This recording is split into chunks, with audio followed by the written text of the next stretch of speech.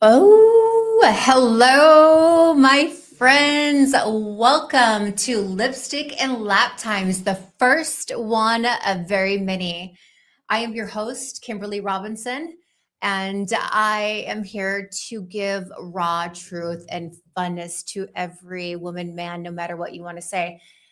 The reason by the way, I am your Mrs. USA 2026 also. The reason I started this was because I wanted to give a platform to anybody that had a story to be able to speak about it and speak about their truth, speak about their love, speak about their past, and to make sure that they're in a safe place and they know that they can speak whatever they want to do. And today's guest is Annika. Annika. Yes. Annika, I met at a convention in Salem, No Girl Left Behind. She was one of our guests, and she came up to me after and said, I really appreciate your story. And you were open and honest. And my stories, for some people that don't know, is that I have been through domestic violence, sex trafficking, drug addiction. I was a mother at 17 years old. You name it, it's been there. It has been a struggle, but I am now a grandmother, a mother, a nurse, an entrepreneur, a nonprofit founder. I own a business, Skin Aesthetics and Laser, right here in Tigard. And I know there's going to be a lot of people watching from overseas. We are from Oregon. So all of us are from Oregon, somewhere, someplace. Mm-hmm. But we'll be doing different guests from all over the world. But today, my guest, she is beautiful and amazing. And she reached out to me after I got to speak to her at the convention. And she told me her story that she went through being in a cult as a kid and surviving. And she really wants to speak about it. And I want to give her that platform to do it. I love you. Here. I love you. Thank Thank you. for being here. You're amazing. Before we get into it, I'm gonna give your hand. Before we get into it, I want to tell you guys why. Gosh, this is our first one. It's a little cricket in here. Yeah, let's do it. We're gonna move the camera just a tad, guys. Oh no, that's not good.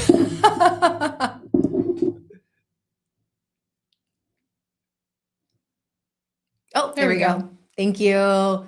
Charles, go ahead. Wave to the friends. He's the one that hooked us up. We thank you, sir. Appreciate you.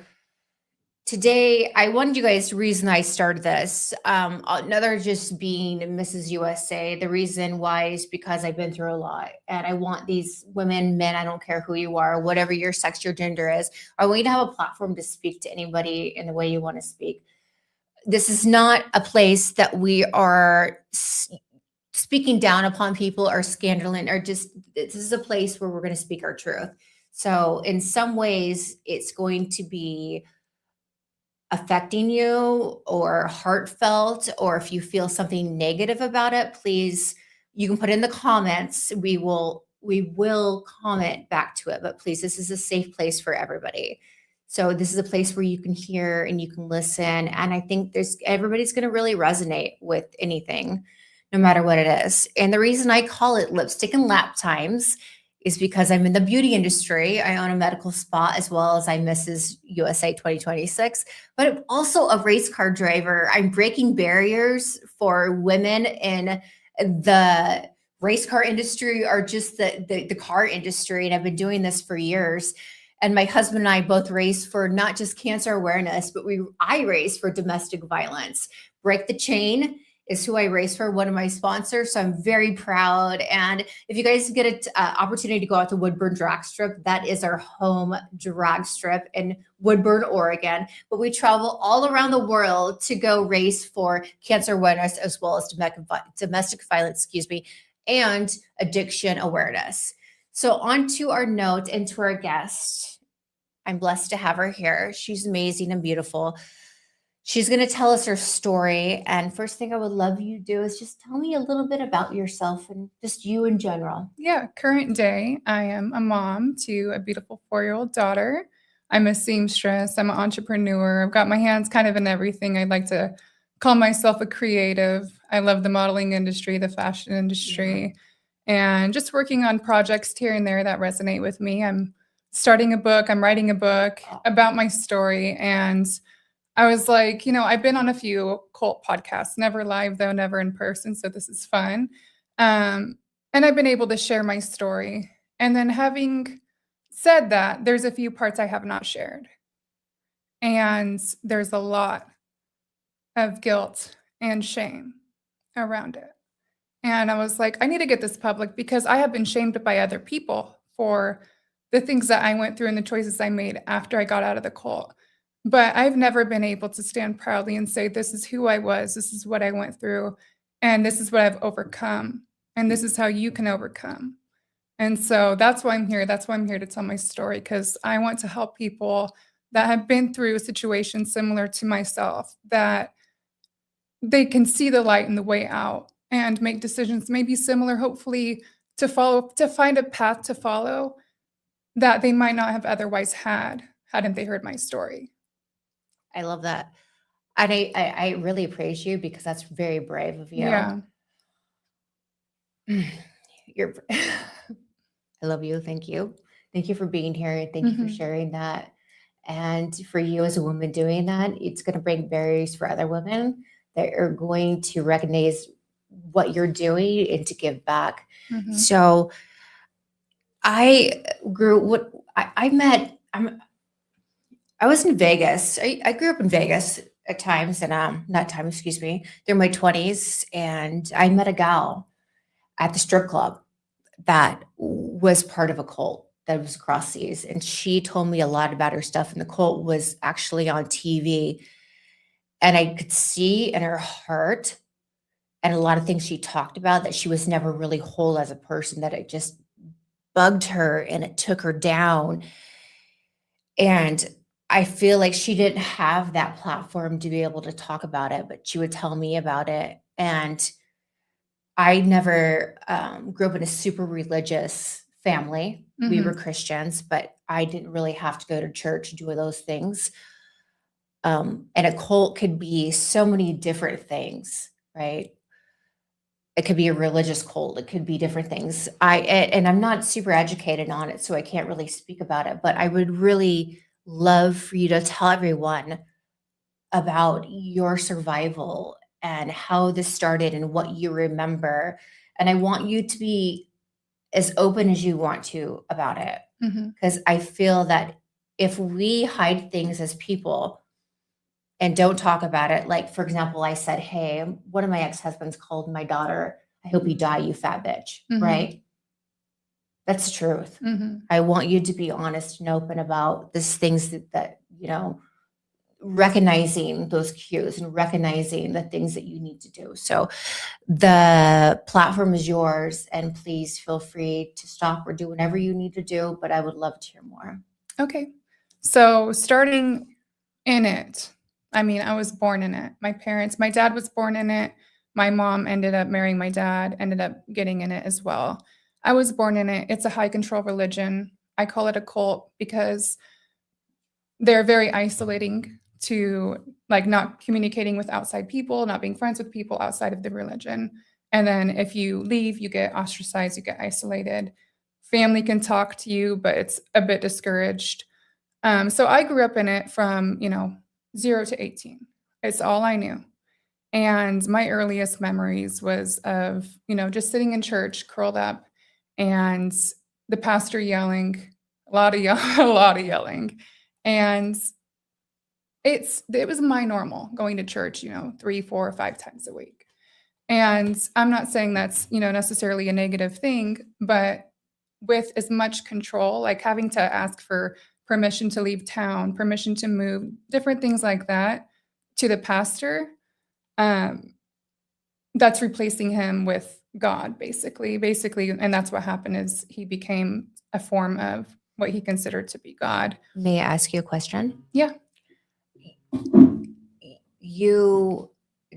Are you able to tell me where you lived? Yeah, I lived in Kaiser. So It's not Kaiser, Oregon. So It's not far from here. It's not far from what you would expect. And you see people and you don't think every day, like, everyday people, run-of-the-mill people might be in something so contained. And so basically, I grew up in a box, and from 4th grade to 12th grade, I was in the private school that they pretty much guilted the parents into having their kids grow up in. And that's where I would say a majority of the abuse happened. Um, but a lot of my memories were fear growing up, fear of this, fear of a lot of fear input. And growing up as a child, they would do this fast once a year for 3 or 4 days. And I would be scared to eat and I would be hungry. And this is kind of hard to talk about, but Do we have any tissue?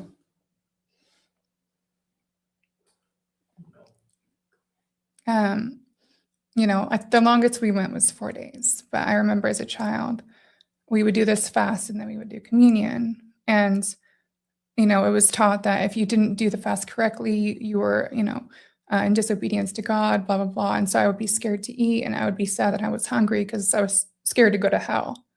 And so they would having that, annually year after year. And there's a lot of other stuff that I'm not even going to dig into, but some highlights of that were mostly just a very fearful childhood. And one of my wounds that I've been working through is visibility. Because in therapy, they're like, how do you see yourself as a child? I'm like, curled up, curled up and small. And probably the freshman or sophomore year is when like a lot of my issues started. In the school, I was having trouble. It was a very, very strict school. They measured the lengths from your skirts to the ground to make sure they were appropriate. I mean, very, very, like I wore the wrong shoes once. The pastor's wife said I look like a hooker, like just extremely high control. And they made me stand facing the wall for detention. I was a good kid for 2 hours every single week for like 3 months straight. And at one point I ended up passing out and we couldn't move, mind you. So you couldn't like scratch your head. You couldn't move. You couldn't look left or right. You had to stand perfectly still against the wall. And I remember passing out and no one was informed. My parents, I told my mom, but like no one was informed, no medical came. And then, year after that, I passed out because of the fast, no medical. They prayed for me and I got back up and continued doing what I had to do.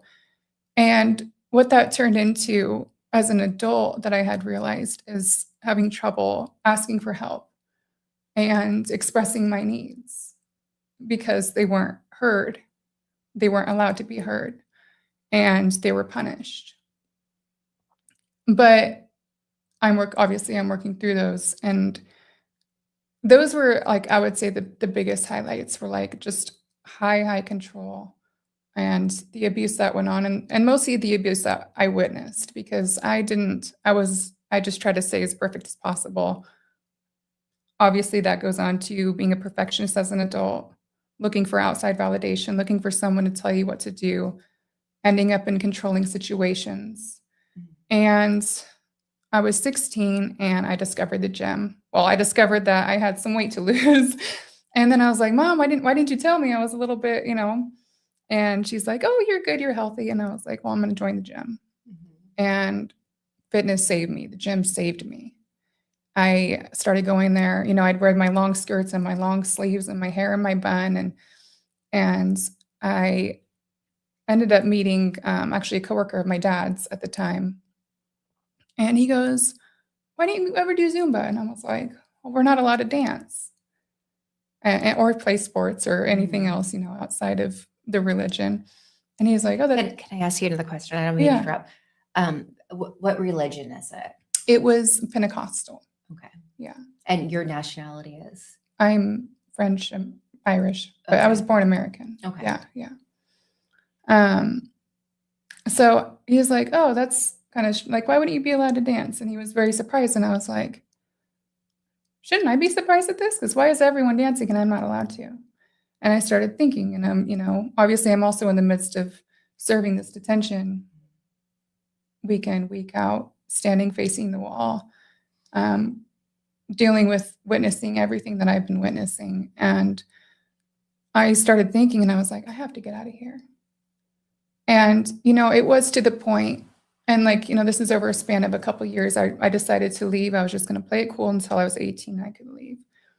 And by the time I was 18, I was suicidal and, just ready to give up on everything. And my grandma, bless her heart, was not a fan of the church situation, which is my mom's mom.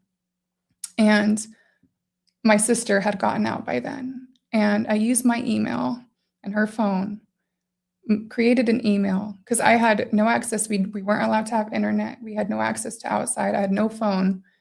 And I was like, hey, Grandma, I need help. I need to move out. I need to get out.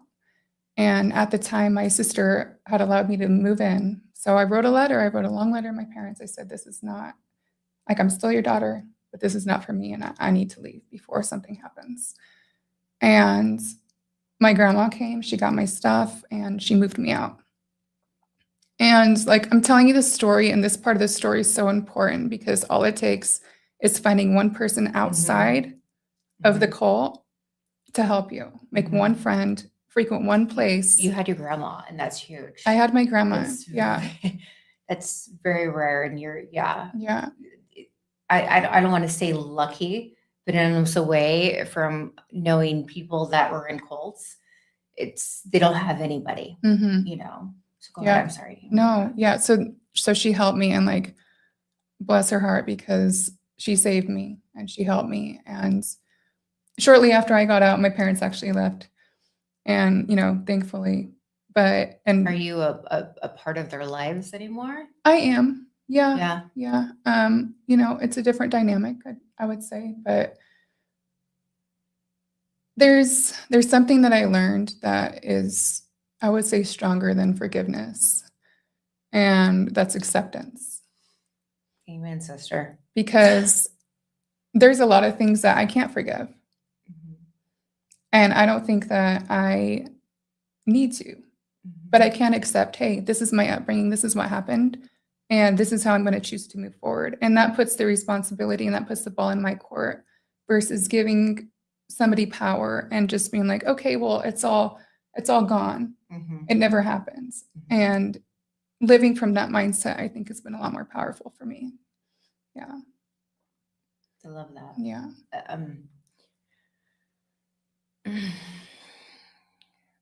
I know that you're doing the right thing, and giving them power is not the right place, but you are, just like you said. I know I kind of interrupted your story, but if you want to finish it, but for you to be a part of your parents' life is kudos and recommendation, because some people wouldn't do that. Yeah.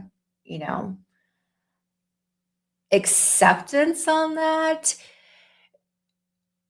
Even you just, to me, you're just like the higher, better person in this whole situation. What made you, and I think we're going to finish the story, what made you leave? What was that thing that clicked in your head that you knew, I'm done, this is not it? Other than we talked about the gem, but you knew that I'm leaving. Did you leave at 18? You said till 18. Yeah, but did you stay there? Did you, what other than your grandma, what was it other, your grandma, was there something in your heart or your head that was like, this is not right? Well, a lot of it was the personal abuse I experienced. The past, a lot of it happened in such a short amount of time. And this mostly happened between 16 and 18, was the passing out, going days without eating. And all of it it didn't seem like natural to me to do these things. It seemed like I was doing them because I had to. And my big thing is when I passed out because I was standing there for 2 hours. As a 16-year-old girl, if you could imagine yourself as a teenager, what were you doing? Well, probably not serving attention for 2 hours facing a wall. And those things piled up, watching other children, just heartbreaking. One child would throw up every time he got in trouble because the consequences were so scary for him. that became his normal. Like that was his nervous system. And seeing other kids and, even my sister got bullied very, very badly. And mostly having a lot of trauma surrounding even just witnessing what I was witnessing. It just didn't seem right. Yeah. I got a question because I'm not too familiar with it. In the Pentecostal church, you said not eating. Is this a part of the religion? See, this is the thing about the Pentecostal religion is everyone has different, I guess, varieties of what they think is good and what they will do because to me, well, they call themselves Christians. So when I got out, I thought all of the Christians were those. And there was no other like denomination really because they said they were the true Christians. And so as far as I was concerned, no one else was. But then I met other Christians who were very, very different than the ones I grew up with. And I was like, well, then who's the real Christian here? And then I was like, okay, well, probably not the people who are being abusive and controlling. So I don't even remember what question you were asking. Oh, it was about the food intake. Oh, so is it yeah, part of your fasting? I don't know if I think it was just the church that I was in. Because it was the church specifically that I was in. They were able to congregate with like one or two other churches, but they were very much kept to themselves. So you guys wouldn't eat for a certain period of time? So we'd have to not eat anything for 3 to 4 days. Okay. So it's like a fasting period. Yeah. Do you guys do you drink water? We were able to drink water. And other things for nutrients that you could do? No, just water. Okay. Yeah. I could see that being really hard, especially as a child. Yeah. You need those nutrients. I couldn't imagine my daughter telling me that she was hungry and not feeding her. Right. Yeah. Yeah. Tell me more about, I'm trying to understand as far as the fasting, and then why would they put you in the quarter for hours? So that had to do with the school. Okay. So the school they very much was like, hey, you need to be raising your children in the school because public school is bad, blah, blah, blah. And so they would, sit there and we would be in these cubicles and just very, very well behaved, doing everything perfectly as far as they're concerned. And then if you made minor mistakes, they'd add up a tally. You make 3 mistakes, you get detention. And that's in a day. So, but the mistakes are as simple as if you complete a page, you have to circle the page. If you forget to circle it, that's a mistake. I started getting behind in one of my courses as a teenage girl, and I was having trouble catching up. And all of those catch-up days were adding up, and they would add up to 2 hours of detention each week. And instead of helping, they're just like, all right, serve your time. But that didn't help during the day when I was struggling. So that happened for about 3 months straight. And I'm trying to remember, I think it was more towards the end. I think it was more towards like right before I turned 18 when I was able to leave that period was happening, that I was just like, no. And then the school you went to was a Christian school? It was a school within the church. So it was at the church. Okay. And they only allowed the kids that went to the church in the school. Okay. Yeah. So what did you guys learn and what did they teach inside that school? It was academics, a lot of forced memorization for the Bible.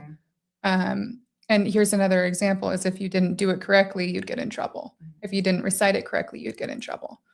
But they would do academics mixed with the doctrine. So we still learned and it was accredited. So like luckily I was able to grow up and like, get a job outside. So you officially graduated? I did not. No. Okay. I went to almost my graduate, like 3 months before I graduated. And I was like, I'm out. And I went immediately got my GED. Yeah. But I would have been there was only like 22 students in the class. So I would have been the only one in my graduating class. Yeah. How was your relationship? That's a really good bring up right there. Your relationship with the other students. Did you have friends? Did you have others that thought about the same way that you did? Did they know that was wrong? Do you have brothers and sisters that, when you left that were still younger that wanted to not be a part of it? So my sister was the one who kind of paved the trail for me to get out. She's 6 years older than me. I don't have any siblings younger. And unfortunately, the way things went, if you left the church, no one was allowed to talk to you. So when I was 18 and I left, everybody that I knew, 80 people that I knew that I spent every single day with my entire life with, never spoke to them again. Mhm. My parents, in the first few months was rocky because I was transitioning, spoke to my sister. We no longer speak because of her issues. But my family, like my blood family, I don't barely know. I talk to like an uncle and an aunt every now and again. I have lots of cousins and uncles and aunts, but we weren't involved with them because they didn't meet the requirements of their religion. And so I had one really good friend within the cult who's no longer, thank goodness. And I didn't even let her know I was leaving because the way the fear ran so deep within the congregation from the pastor, they would have told immediately. So I couldn't tell anybody inside.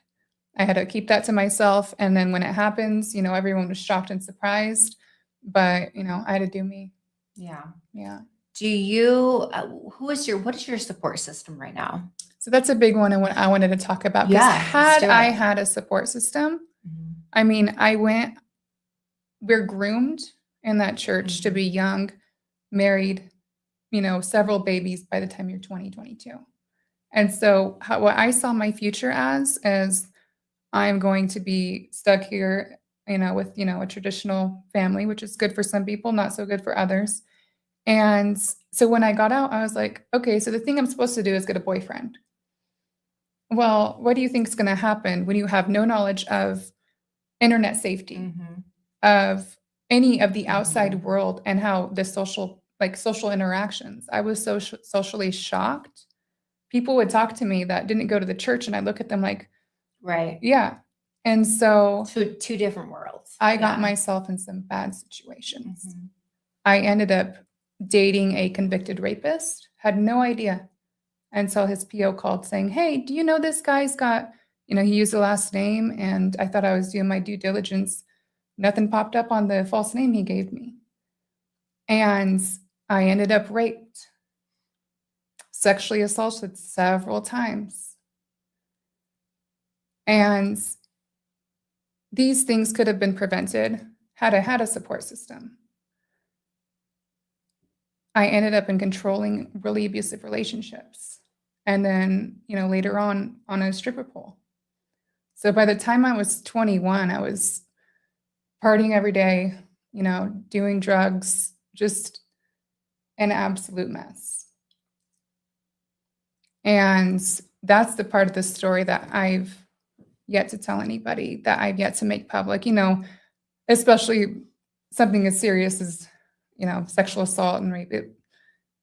It wasn't easy. And so I fell on my face over and over and over. And I learned the hard way how to start trusting my intuition and how to start saying no and to stop people pleasing.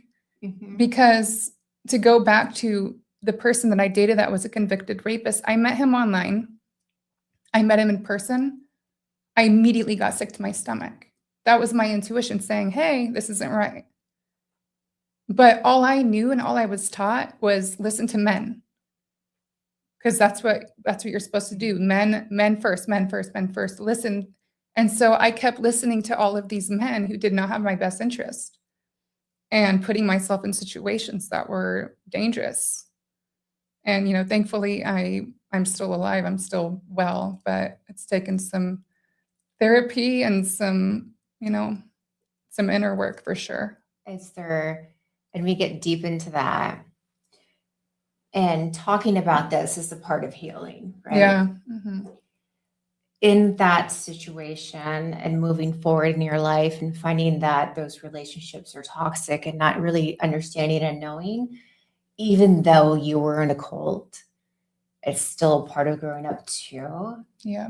Is there things that you feel that you might want to say or talk about just to inform other women and to let them know, or just something that's going to help with your heart and releasing it? Because I know that talking about this is a part of healing, and this is one of the reasons why I created this platform. Yeah. I think the biggest thing for me is what you said at the No Girl Left Behind event was becoming the person that you needed when you were younger. Because I did not have anybody.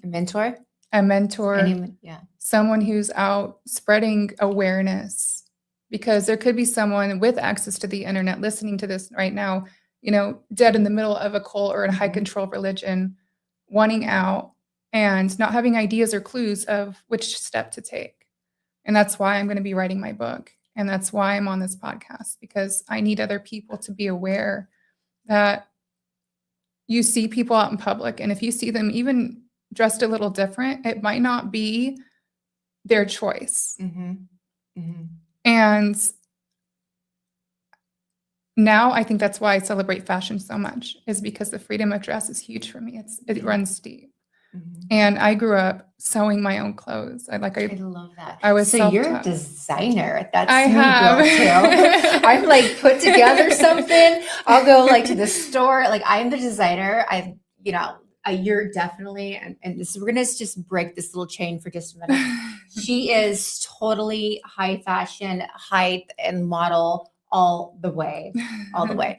I know I, through years, I'm 45 now, just turned 45 on Friday, have done so many runways and all this stuff. But like today, I feel like I celebrate more of my own fashion and how I express it. And I feel like for you in sewing, you're expressing you as a woman, as a personality, as your own vision. And I love that. So I didn't even interrupt you. No, and you're I want good. to congratulate you on that, because that is beautiful. Yeah, thank you. Yeah, it's been a crazy ride, because I went from, sewing my own clothes, putting it down. I was like, I'm never doing that again. Limited to what I was allowed to wear.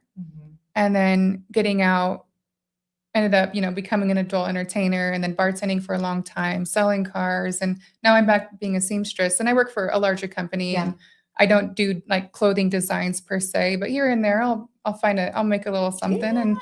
And it's wonderful. And just being able to express, and like being able to wear makeup and have my hair styled however I want, like that is just such a huge expression of a huge passion of mine, because a bird doesn't know it's free if it's born in a cage until it flies out, and then you're like, oh, options.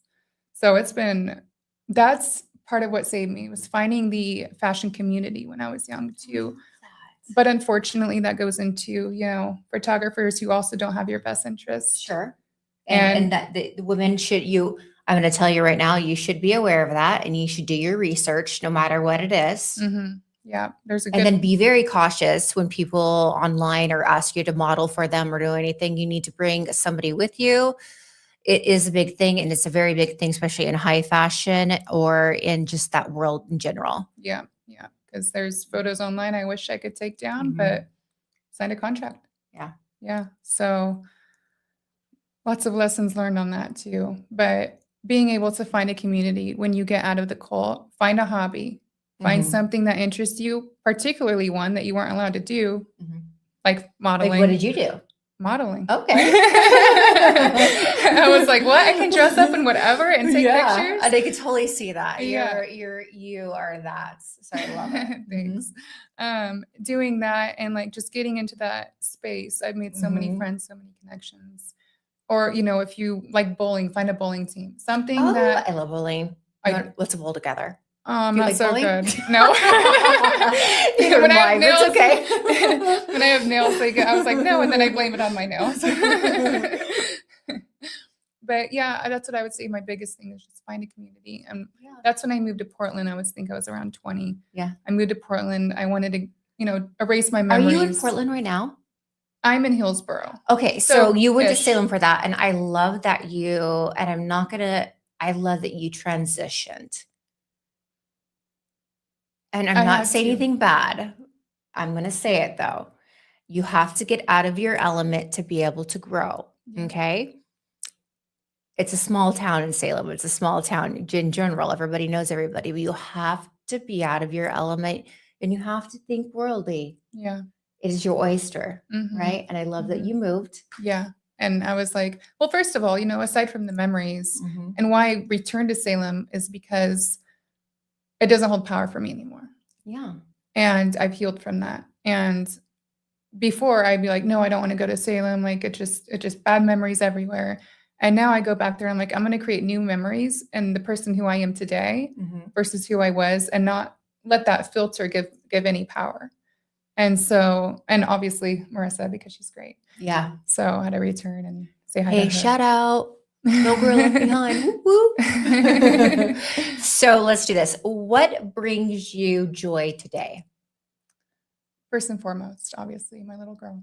How old is Because she? she's 4 Oh. and watching her grow up so different Mhm. from how I was raised. So different. And not having that fear and having that power. And she's a redhead and she's fiery and her name's Vivian. She's lively. Vivian? Yeah, yeah. She's just, and she knows who she is. Yeah. And I was like, and watching that is so healing for me Nice. because I see her speak freely and move freely and put on her jewelry and mom and do my hair like this, like Mhm. that. And like, I'm not micromanaging anyhow. How she wants to be is how she is. And being accepted fully, Yeah. like it heals me. And you're her role model, Mom. Mhm. I mean, she's gonna look at you and be like, "Oh, this is what I want to be like," or "This is what I want Yeah. to do," or Mhm. Is Dad in life? Yeah. Yep. That's awesome. Mhm. Even better. Yeah. And he's a good guy. Yeah. Yeah. Yeah. They have a great relationship. So Yeah. yeah, it's great. I love that. What do you do for what's your favorite self-care? Oh my gosh, a good massage. A good massage. Do you go somewhere particular to get a Yes, massage? and you would be surprised. On 82nd Uh-huh. in Clackamas, there's Uh-huh. this place called Lemon Tea, and I've had a lot of massages, but Uh-huh. no one can do it like these ladies. That's a I'm shout out telling for you gals right there. I'm telling you, no one can do it. I love to go to the gym, and so like Uh-huh. my self-care is the gym. But like if Nice. I want to unwind and relax, I love to read. I love to do massages, Mhm. facials, Mhm. all of the good, pretty stuff that pretty girls like to do. So, since you decided to make that stand and leave the situation, what was the one thing that always was your rock that you knew you had to keep going forward and not give up? Like, what was your rock? Because you obviously didn't have your daughter then. Yeah. Your grandma could have been, but She what ended up was your passing, what was actually. your okay, we can tell Yeah, the story, no. but what was the one thing that you mentally or physically or whatever it was that kept you going? So this isn't going to be a positive thing necessarily, but it's knowing I don't have anyone else to fall back on. It's me and I got me. Amen. And that's That was it. mine, girl. Like literally I have no choice. And it's up to me to create my own destiny, my own Mhm. choices, because I don't have a backup plan. I don't have someone that's going to save me. Mhm. So And so it's going to make you indestructible. yeah. Just so you know, you can do whatever you want forever because of that mentality. Mhm. So, amen to you, sister. It's you're not going to stop. Yeah. I can already tell. You're going to keep going forever. I'm proud of you. Thank you.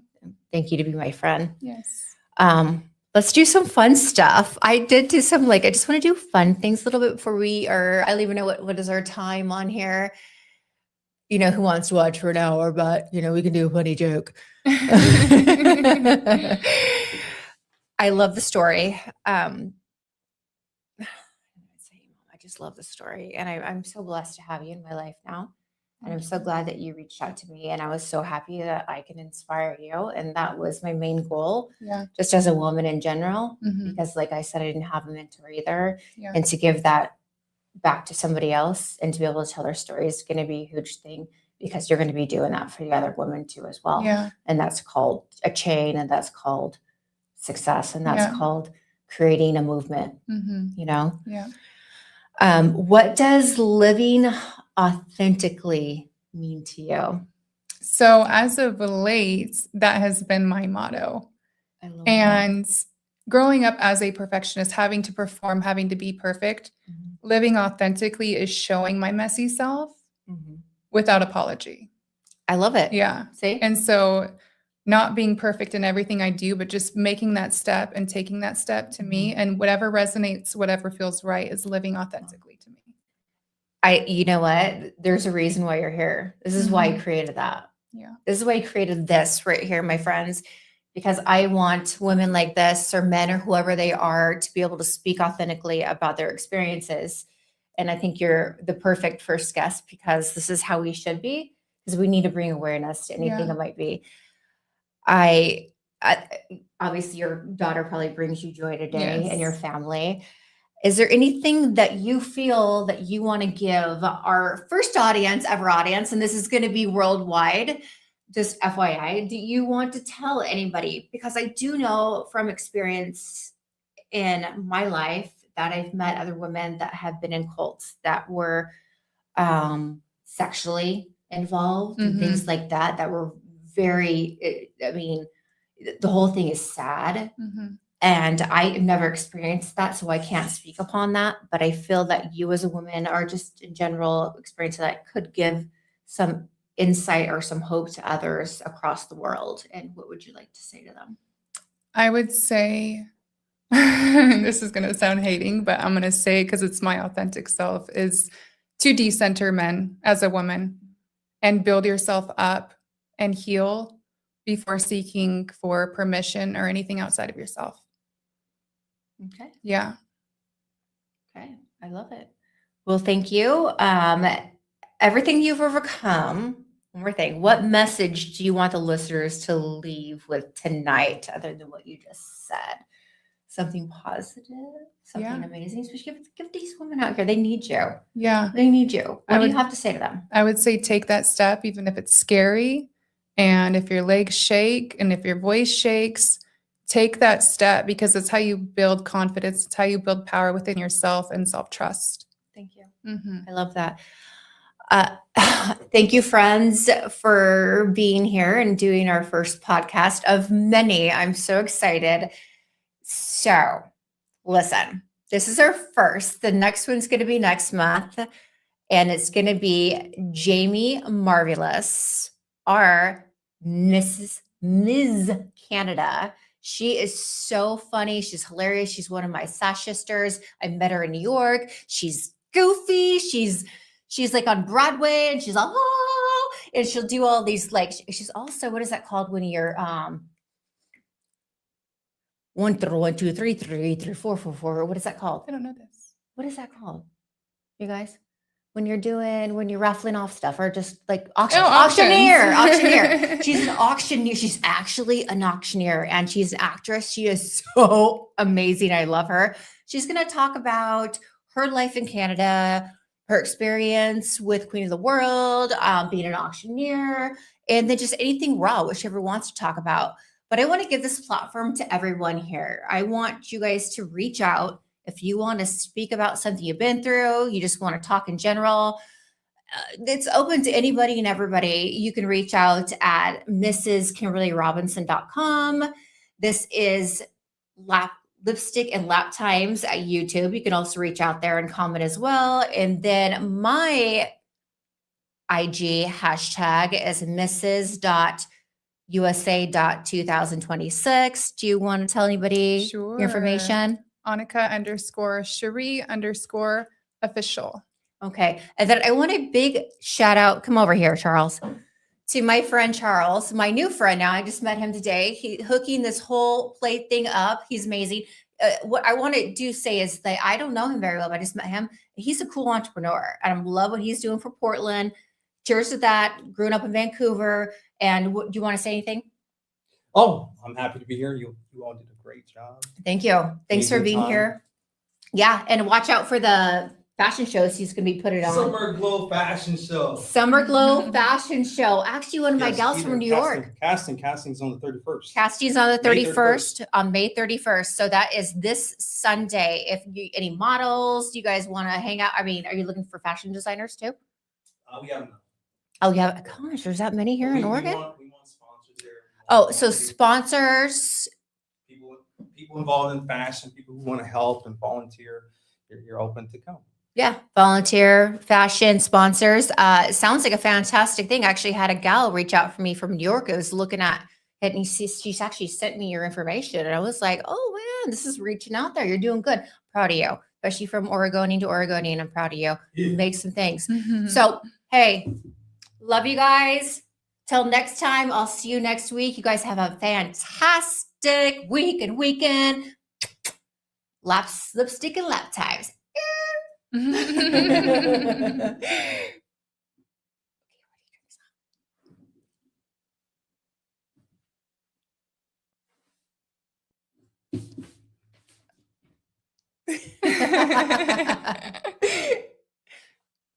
In stream?